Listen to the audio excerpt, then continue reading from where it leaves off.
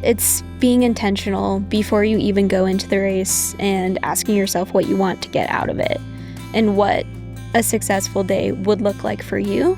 And then after you've answered that question, you can go back and figure out, okay, what are some steps that I could give myself that would lead to that outcome?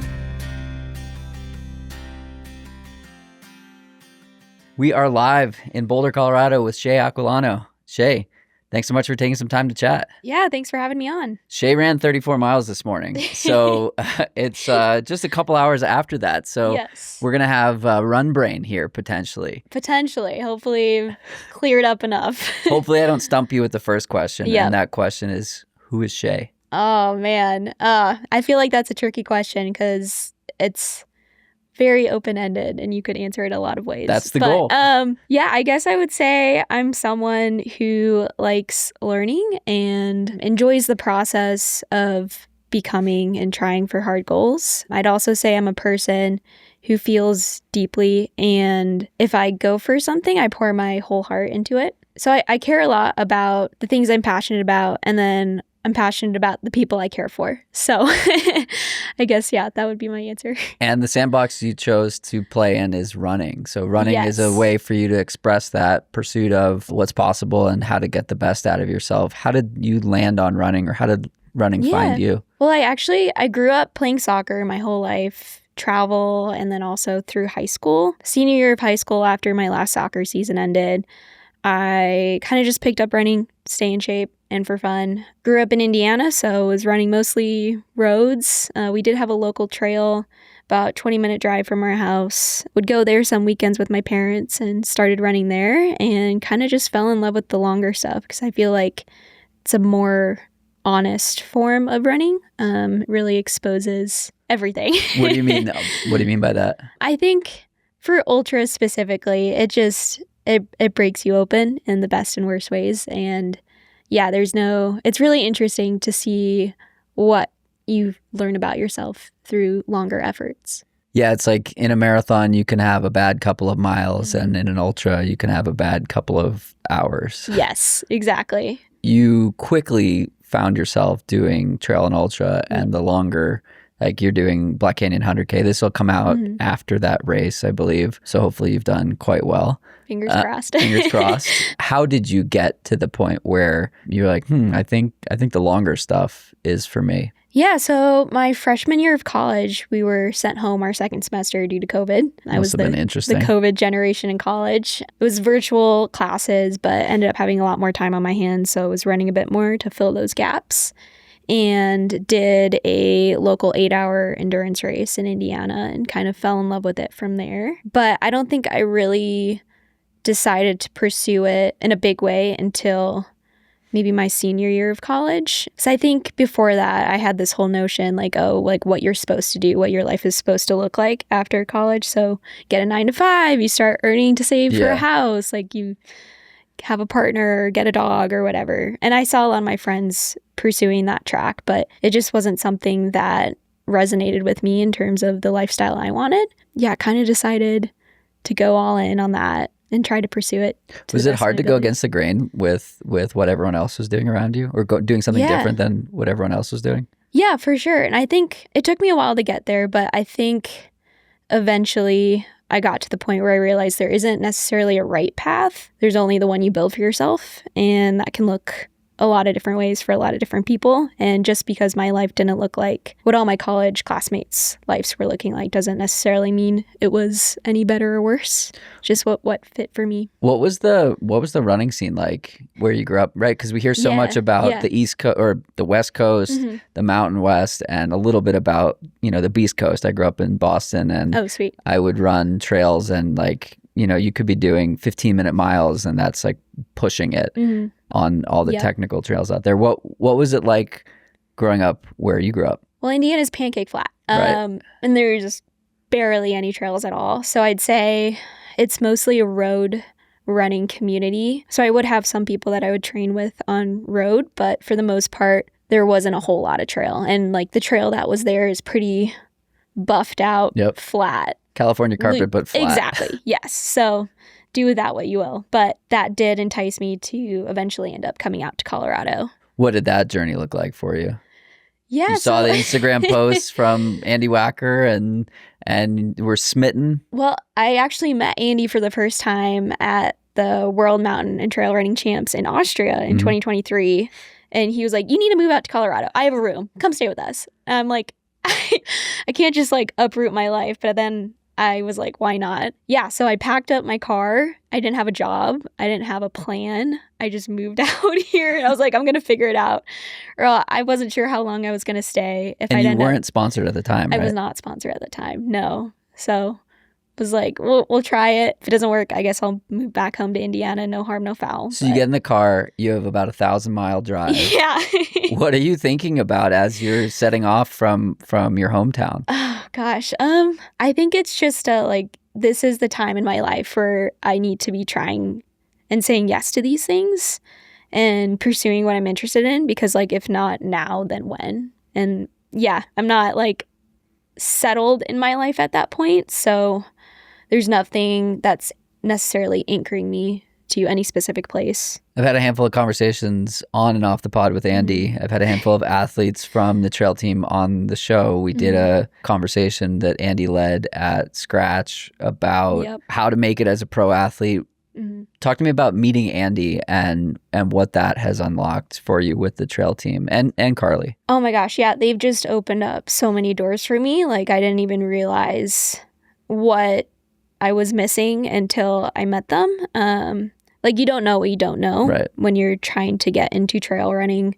Like, I didn't know what races I was supposed to be getting into. I didn't know how to pursue or navigate the sponsorship scene or what that necessarily looked like behind closed doors. And just having access to like the wealth of knowledge that they both have, along with this super great community of athletes and runners, was really, really important, I think, to my development as an athlete. So you joined the trail team. What happens next? Well, moved to Colorado. Now had people to train with in the mountains and on trails at altitude.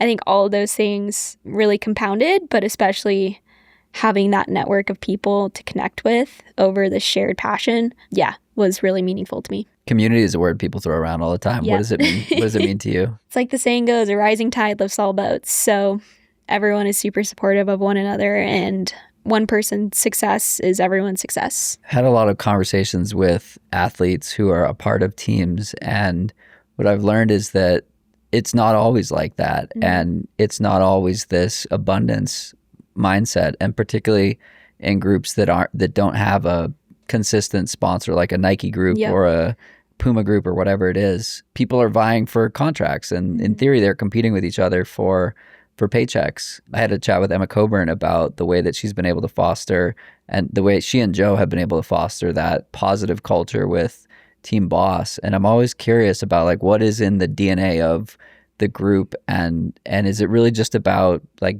getting the right people and putting the right people in a room together or on a team together?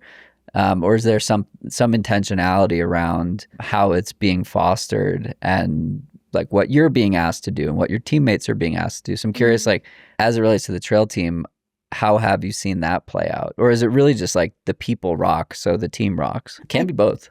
I think it really comes down to the people. Andy and Carly have this really unique ability of attracting really good humans, first and foremost. And when you put a lot of good people together who all share this same drive in running, and whether that be sub-ultra or the mile or marathon on road, you have this conglomerate of everyone pursuing slightly different disciplines, but we're all coming together to train kind of in the same way and with each other, trying to push each other to be our best. So I think all of those factors combined has led to the trail team being a really great environment. You mentioned a couple of times about like the desire to be your best and see what you can do. What is it about that exploration that lights your fire? Oh man, I feel like that's kind of hard to put into words, because it's like you don't really know why you're attracted to something, you just are. Maybe it's this combination of the mind and body and like pursuing something with both of those in tandem, like in full focus. And that's always been really intriguing to me.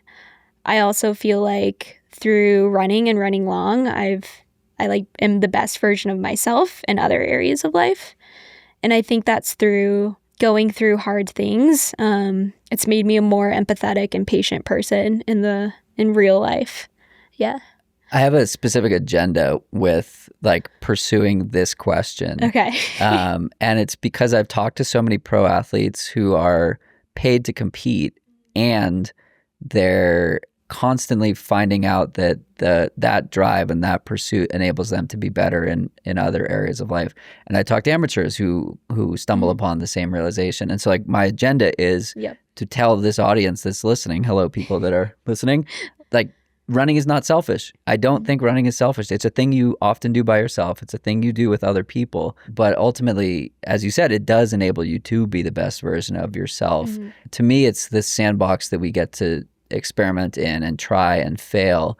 And the self-belief that it gives ourselves is amazing. Like, so this Boulder Burrito League, you've probably seen it. Oh, yeah. I've been over there a bunch of times. I ran 5 or 6 miles there this morning, between doing some trail miles as well. And there was a woman there, her name is Kelsey, and her husband is Sean.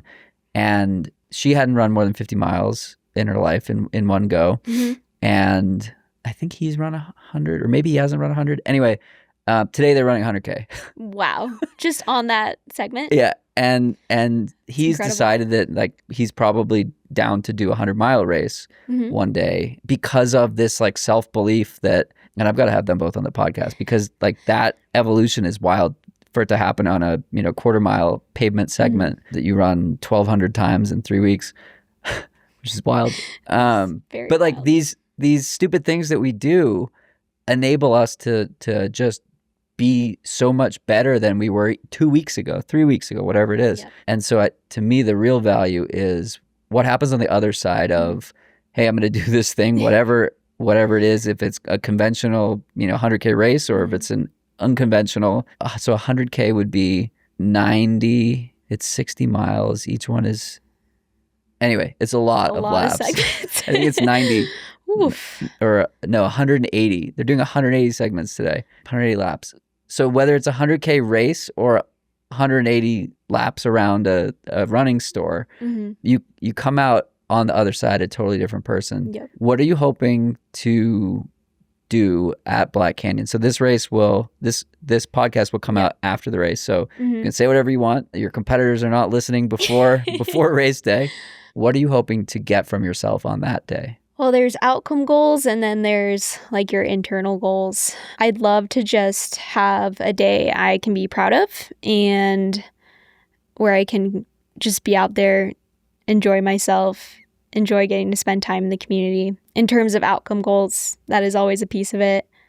It would be great to get a golden ticket. I'd love to be back at Western States, but ultimately this will be my 6th time running it. So it's really, really cool to see just how all the bricks stack up over the years and the new ways that I can chip away at the course in certain regards, time or just feeling better on different sections. So yeah, just getting to experience that. You talked about getting the best out of yourself on the day and the way that you break that down into both tangible and intangible goals. How do you sort of go backwards and think through how to create that like subjective, I got the best out of myself? What does that look like? And the reason I ask is like I want to help demonstrate that to people who are listening about like how to create these goals for themselves when it's not winning the race or whatnot, because the majority of people listening are not racing for a golden ticket, but they still want to get the best out of themselves. Yeah, so I think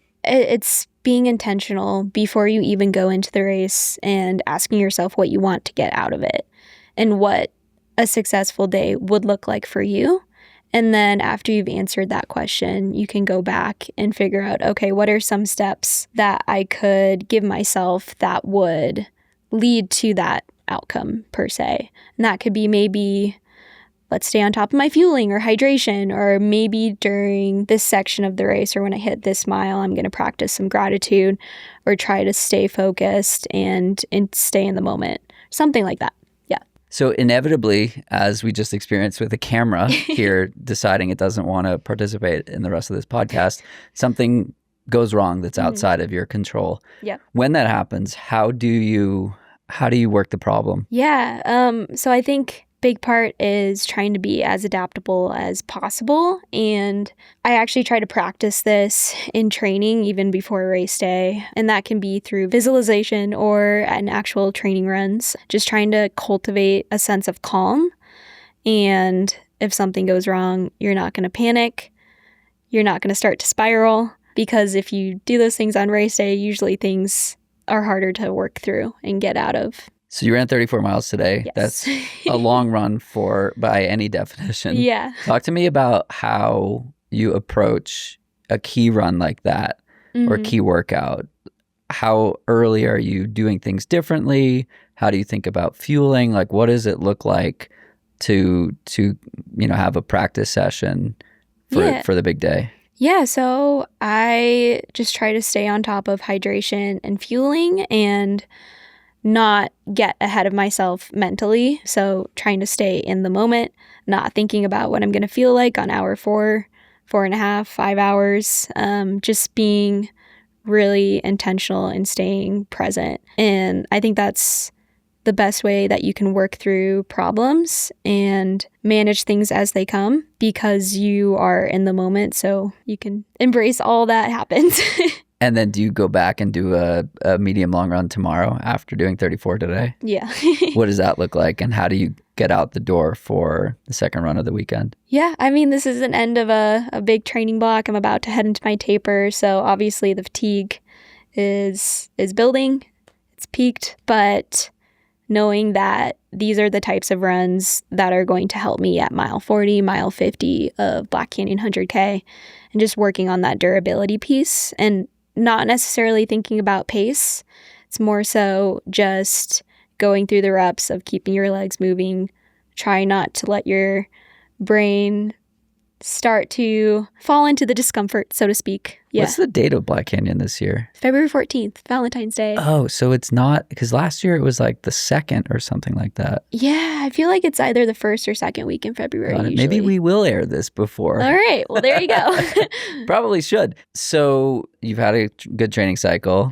It sounds like to be able to run, a 50K plus on a training weekend is wonderful. Is gratitude a piece of your practice? Is there some thankfulness for your body being able to do this that comes into play? Yeah, 100%. I really think that running doesn't owe us anything. So every day is a new day to be grateful that we get to do this. And so trying to just find that joy or silver lining in every run, even if it's a hard day, is what I try to do most of the time. Let's talk about the other components that enable you to do this, right? So you have the trail team and you've recently become sponsored as well. What did that process look like? So I had a good performance at Gorge 100K, and then things kind of happened pretty quickly after that. And I'm very, very grateful to now be with Nike and ACG as my sponsor. It's been pretty incredible to see how elites get the support that they get. Yeah, just like the difference in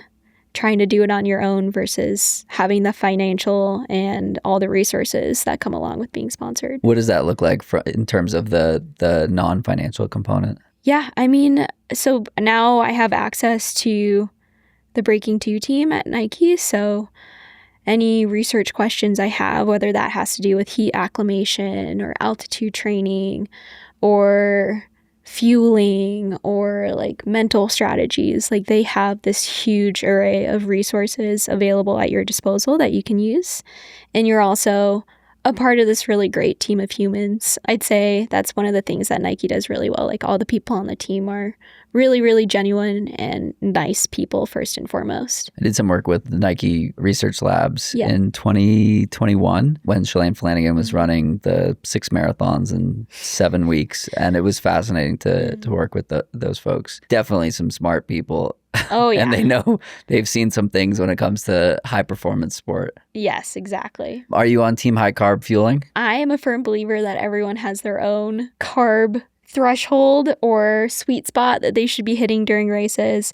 And I think that can be adapted in many ways, but not everyone, I think, should be pushing 120 grams of carbs plus. I agree. My sweet spot is like 90-ish, Yep. and I've gone above that, and it hasn't worked out for me. But Precision is a partner of the pod, and those gels and bars do a fantastic job for the long run, pun intended. Nice. Let's go back to, I'm curious what training with the trail team looks like. How much of it is with a group? How much of it is solo? Like today, did you run with other folks? What does the training itself look like? So I do a mix of solo runs and group runs.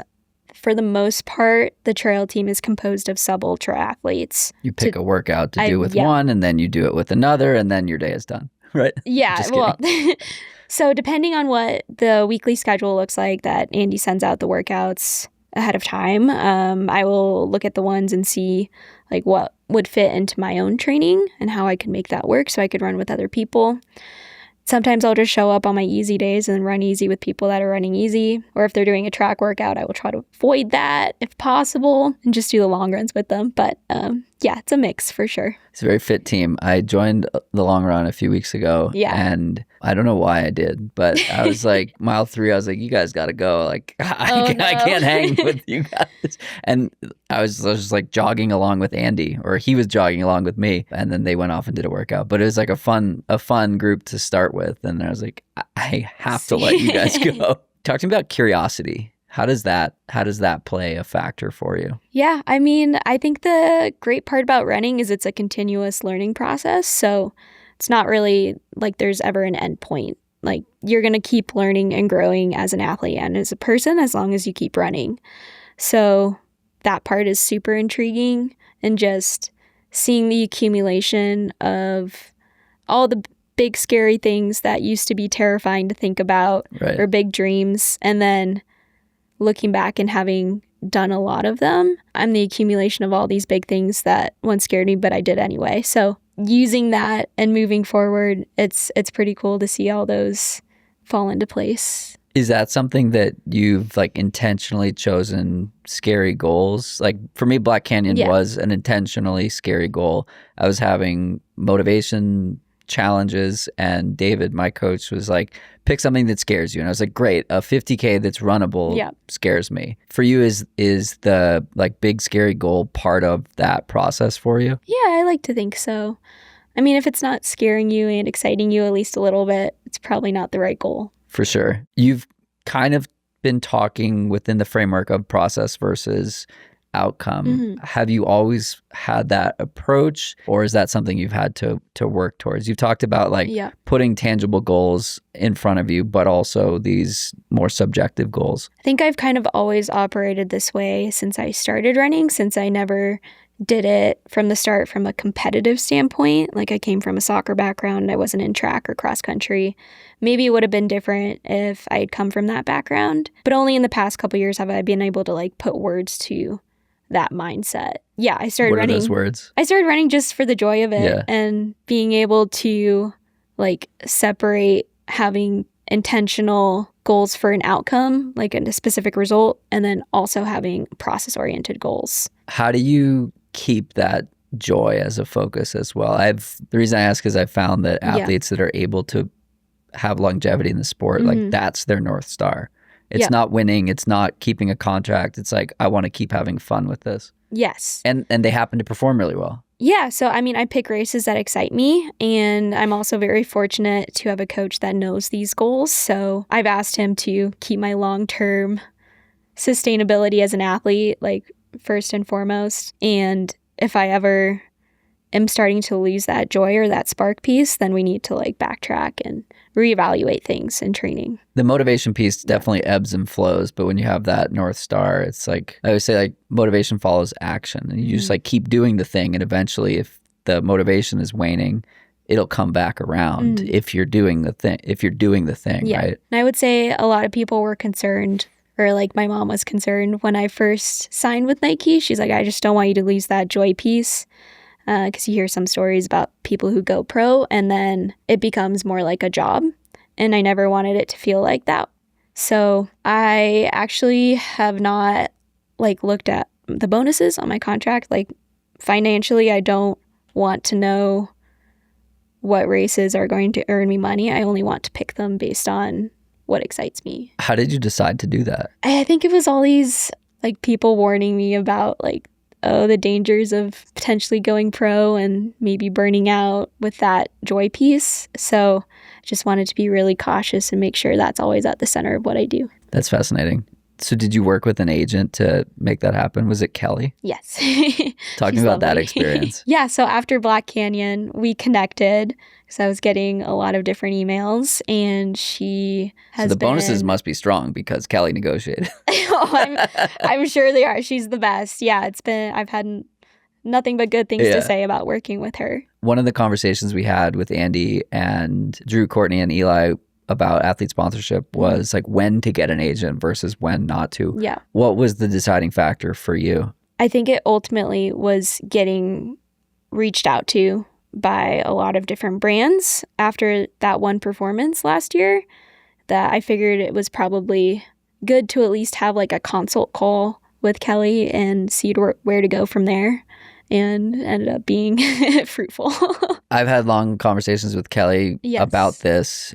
She was on the pod in December on Long Run Labs talking through athlete sponsorship and whatnot. What should an athlete know if they're considering wanting to work with an agent? I think it depends on your goals and your expectations for what you want to get out of it, and if it's going to be like worth your while in terms of time and resources. What else does she help you do? Oh, she's like my second mom at this point. She helps manage all the things from like social media inquiries to product outreach to back and forths with your sponsor if you need something. She's even offered to like drive me to doctor's appointments or stuff like that. Yeah, she's absolutely incredible. She's wonderful. Yeah. On the social side of things, how do you think about that and like storytelling versus performing? I think for my social media, I'm not the best at it, but what I try to do is I just try to remain like true to myself, and I'm not going to be someone I'm not on a social platform. Like I just really want to be authentic and have that voice come across. Do you ever feel pressure to say more or share more, or whether it's running or not running? Not necessarily. I mean, if you look at my Instagram, I don't post that often. So yeah. Only when I feel like I have something I want to share will I post. Back to Nike. Yeah. They're making a splash in running this year in ultra, trail and ultra. What's it like to be a part of that, and where do you see that going? I still have to like pinch myself once a week that I get to be a part of this super cool team.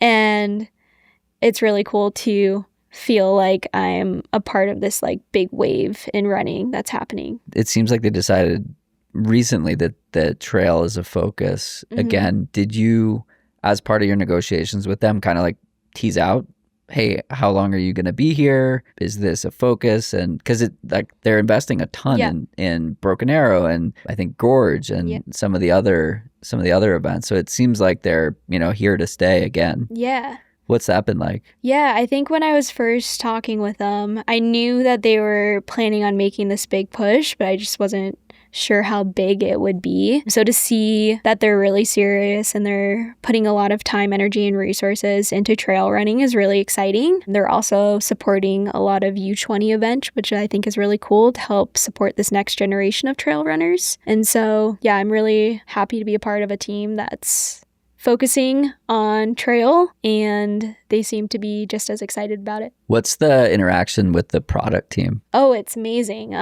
We'll have one-on-one or group meetings with them to talk about what we would change, what we like about products, how it can suit our needs, what we're looking for in the future.